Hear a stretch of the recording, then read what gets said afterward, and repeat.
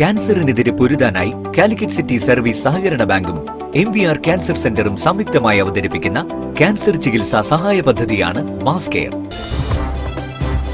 വാർത്തകൾ തുടരുന്നു. കേരള ബ്രാഹ്മണ സഭ കോഴിക്കോട് യുവജന വിഭാഗവും സൂപ്പർ സ്റ്റാർ രജനീകാന്ത് ഫിനാൻസ് അസോസിയേഷനും ചേർന്ന് പരിസ്ഥിതി സംഘടനകളുടെ സംയുക്താഭിമുഖ്യത്തിൽ പരിസ്ഥിതി ദിനം ആഘോഷിച്ചു. ഡോക്ടർ VP സുബ്രഹ്മണ്യൻ വൃക്ഷത്തൈ നട്ട് ഉദ്ഘാടനം ചെയ്തു. Plants our passion, Thamarassery, Haritha Kerala mission എന്നിവയുടെ സംയുക്ത ആഭിമുഖ്യത്തിലാണ് പരിസ്ഥിതി ദിനാഘോഷങ്ങൾ നടത്തിയത്.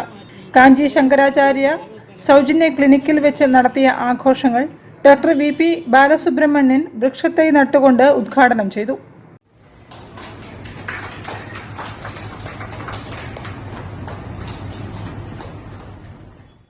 ക്ലബ്ബുകൾ, സൗഹൃദമായ ഓഫീസ്, അങ്ങനെ എല്ലാറ്റിനും പരിസ്ഥിതി പറഞ്ഞ് കേൾക്കാറുണ്ട്.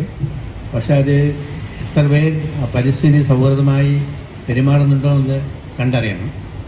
ഏതായാലും ഇപ്പം അടുത്ത കാലത്തായി ഒരു 1975 അല്ല തോന്നുന്നു, വേൾഡ് എൻവയൺമെന്റൽ ഡേ, ലോക പരിസ്ഥിതി ദിനം വേണമെന്ന ആശയം